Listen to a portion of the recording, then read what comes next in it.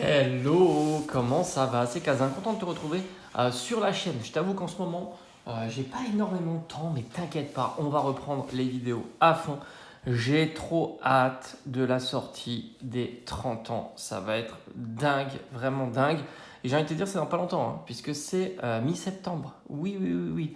Demain, on va reparler un petit peu de l'UPC. L'UPC avec les 29 boosters. En plus, il y a deux UPC jour, nuit, plus le booster avec trois cartes aléatoires des différents reprints. On va faire une comparaison du taux de drop des reprints sur 25 ans, de voir un petit peu ce que ça peut donner sur 29 boosters, sur une ETB, et voir justement si l'impact est plutôt notable du booster 100% reprint, 3 cartes, sur ce type d'item. Est-ce que ça a un grand impact ou pas? Évidemment, tout ça, on va le chiffrer.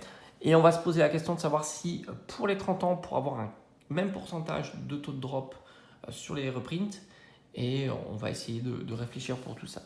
Franchement, merci à votre présence, ça marche très très fort, c'est très cool. Je vais reprendre évidemment, comme je t'ai dit, les vlogs achat de cartes. En ce moment, je suis assez focus sur tout ça, il y a pas mal de choses à faire. Durant l'été, j'aurai un petit peu plus de temps. Alors pour le coup, aujourd'hui, j'avais envie de parler pour ce soir tout simplement de Faille Paradox, parce que rappelle-toi, Faille Paradox, déjà, c'est une série qui revient régulièrement. C'est une série qui est plutôt disponible.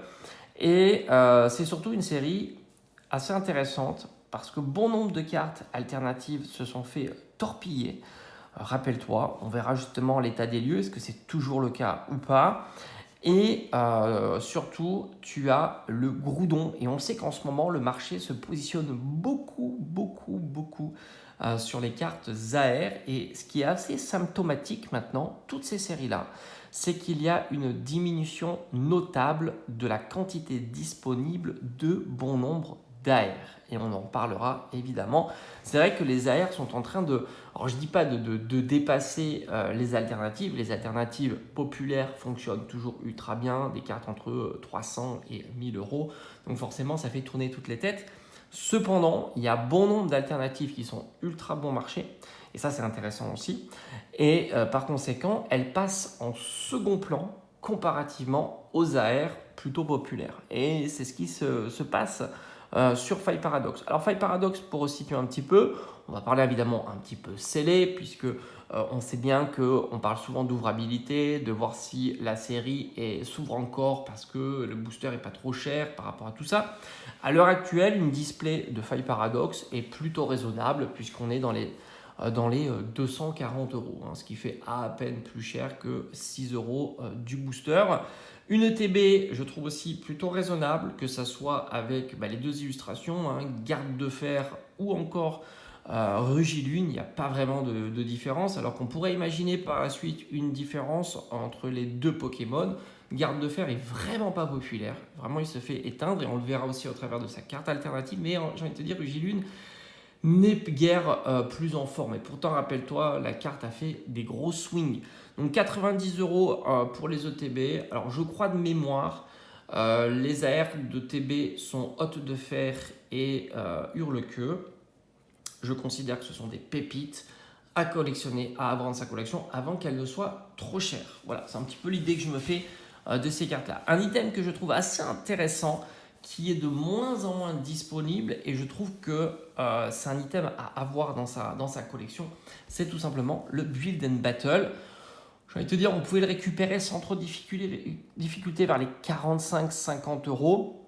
Maintenant, on est plutôt vers les 90 euros, mais les quantités sont de plus en plus faibles. C'est très intéressant, tu as 11 boosters à l'intérieur, dont 2 kits d'AP.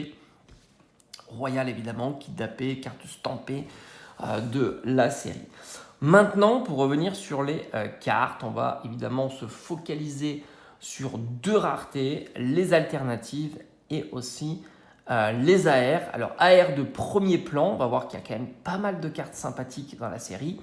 Et les alternatives. Alors pour le coup, rappelle-toi, pour la petite histoire, on avait eu le Rugilune qui était monté à plus de 200 euros. Oui, tu as bien entendu, Rugilune à plus de 200 euros. La carte s'est littéralement effondrée et depuis, elle ne bouge plus. Elle se situe aux alentours de 70 euros, ce qui fait évidemment le point bas de cette carte et je n'imagine pas la voir descendre davantage, hormis évidemment catastrophe sur Pokémon. Tout est envisageable, même si moi personnellement, je n'y crois pas. Donc la carte est à 70 euros, c'est évidemment un excellent prix pour cette carte qui est vraiment sympa. Garde de fer, rappelle-toi, je t'avais dit, elle s'est fait éteindre, on est à 40 balles. Je préfère moi garde de fer, je trouve que la Céno, les Pokémon qui sont présents sont très très sympas. Et si j'ai l'occasion d'ailleurs de trouver garde de fer à 40 balles, je sauterai évidemment dessus. D'autres cartes intéressantes, je trouve que le Karchakroc alternatif est plutôt sympa. 50 euros, même s'il est terra cristallisé, je trouve que c'est un prix très abordable. Je t'avais un petit peu parlé en te disant que Altaria avait les épaules d'être la carte alternative la plus chère. C'est fait. Voilà, elle a dépassé les 100 euros. Elle se situe maintenant aux alentours des 130 euros. Moi, je pense qu'il y a une belle perspective de progression sur cette carte. Autant sur toutes les autres, je me dis, ça peut mettre du temps. Je pense qu'on est sur une période assez complexe pour ces cartes-là. Or, Altaria, je pense qu'elle a les capacités de monter, de s'approcher vers des 200 euros dans un premier temps, dans une timeline assez courte. Voilà. Moi, c'est un petit peu l'idée que je me fais pour cette carte Altaria. J'ai toujours trouvé Altaria très sympa, très intéressante. Et pour moi, quand je l'ai vue par rapport aux autres cartes, j'ai toujours dit que c'était la carte la plus intéressante en termes d'alternative de la série. Point de vue des AR. Alors pour moi déjà la série regorge d'AR super sympa, du Baby Manta, du Magby. Enfin franchement la série est splendide, hein. Faut le reconnaître, ça marche très très fort. Et on sait que le marché aime bien maintenant les séries qui proposent des AR, j'allais dire des alternatives, oui, mais pas que, des AR intéressantes parce que tout simplement, contrairement aux alternatives, les AR dropent régulièrement. On est quasiment à 10%. Donc forcément, tu vas faire tomber des airs. Les airs qui ont très très bien fonctionné, Negapi et Poussipi, hein, les deux cartes qui s'assemblent, sont des cartes qui valent à peu près 30 euros. Ça commence à être un gros budget, surtout que ce ne sont pas les Pokémon les plus populaires du game Pokémon. On n'est pas sur du Evoli, on pourrait évidemment en citer d'autres, hein, les starters, Salamèche et ainsi de suite.